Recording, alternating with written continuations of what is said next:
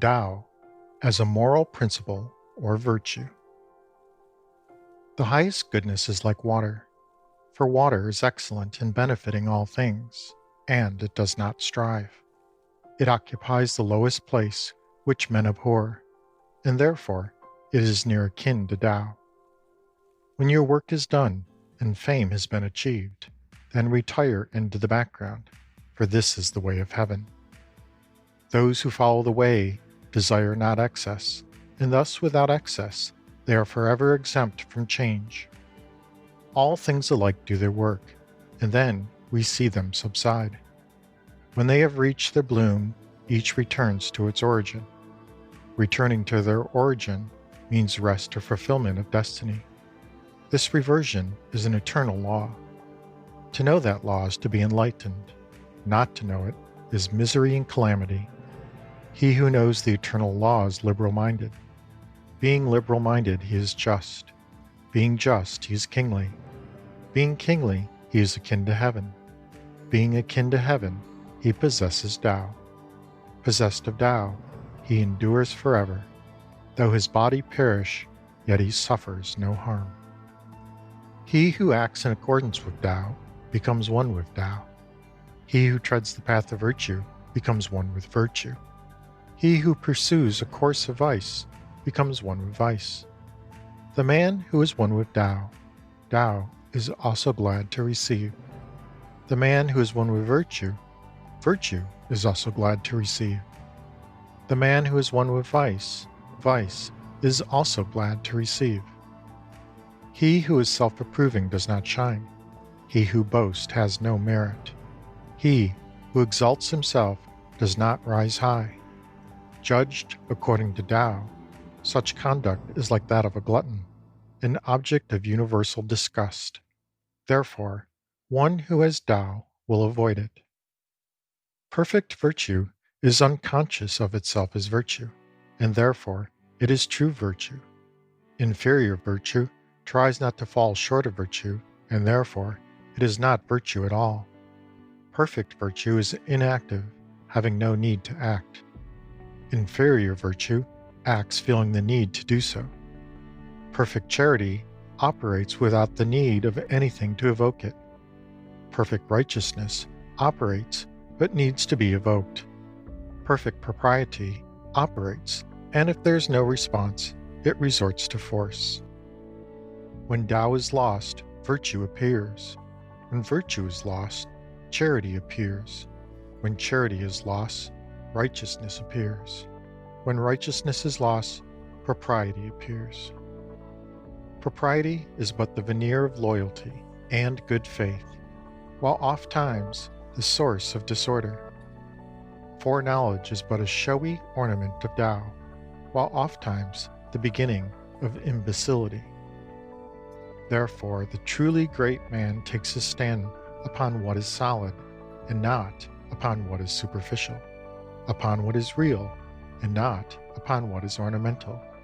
He rejects the latter in favor of the former. When the superior scholar hears of Tao, he diligently practices it. When the average scholar hears of Tao, he sometimes retains it, sometimes loses it. When the inferior scholar hears of Tao, he loudly laughs at it.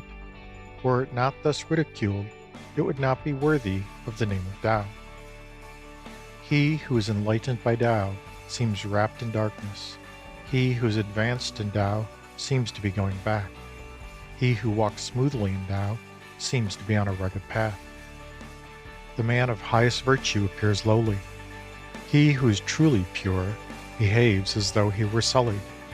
He who has virtue in abundance behaves as though it were not enough. He who is firm in virtue seems like a skulking pretender.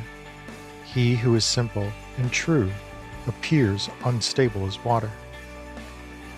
If Tao prevails on earth, horses will be used for purposes of agriculture.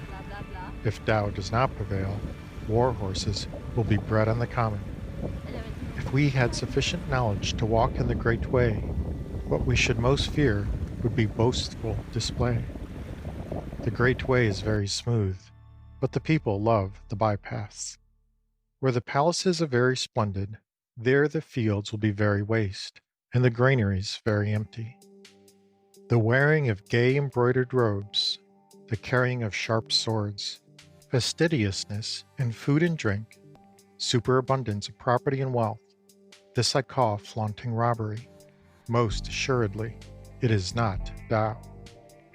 He who trusts to his abundance of natural virtue is like an infant newly born, whom venomous reptiles will not sting, wild beasts will not seize, birds of prey will not strike. The infant's bones are weak, its sinews are soft, yet its grasp is firm. All day long it will cry without its voice becoming hoarse. This is because the harmony of its bodily system is perfect. Temper your sharpness, disentangle your ideas, moderate your brilliancy, live in harmony with your age. This is being in conformity with the principle of Tao. Such a man is impervious alike to favor and disgrace, to benefits and injuries, to honor and contempt, and therefore he is esteemed above all mankind. In governing men and in serving heaven, there is nothing like moderation, for only by moderation can there be an early return to man's normal state. This early return is the same as a great storage of virtue. With a great storage of virtue, there is naught which may not be achieved. If there is naught which may not be achieved, then no one will know to what extent this power reaches. And if no one knows to what extent a man's power reaches, that man is fit to be the ruler of a state. Having the secret of rule, his rule shall endure.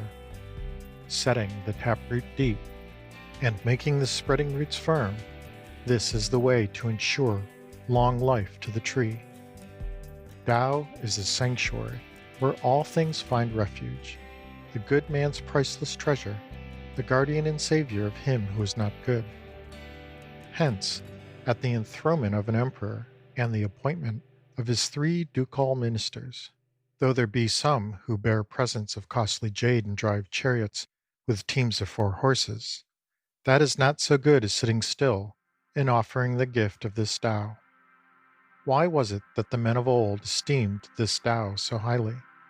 Is it not because it may be daily sought and found, and can remit the sins of the guilty? Hence, it is the most precious thing under heaven. All the world says that my Tao is great, but unlike other teaching. It is just because it is great that it appears unlike other teaching.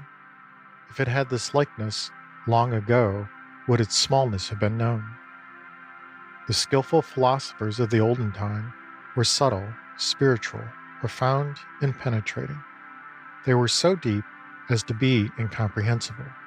Because they are hard to comprehend, I will endeavor to describe them. Shrinking were they, like one fording a stream in winter. Cautious were they, like one who fears an attack from any quarter. Circumspect were they, like a stranger guest. Self-effacing, like ice about to melt. Simple, like unpolished wood. Vacant, like a valley. Opaque, like muddy water. When terms are made after a great quarrel, a certain ill feeling is bound to be left behind. How can this be made good? Therefore, having entered into an agreement, the sage adheres to his obligations, but does not exact fulfillment from others. The man who has virtue attends to the spirit of the compact. The man without virtue attends only to his claims. He who tries to govern a kingdom by his sagacity is of that kingdom the despoiler, but he who does not govern by sagacity is the kingdom's blessing. He who understands these 2 sayings finds in them a pattern and a model. To keep this pattern constantly in mind is called profound virtue. Profound virtue is unfathomable, far-reaching, the reverse of things as they are, but leading to perfect conformity with nature. End of Tao as a moral principle or virtue.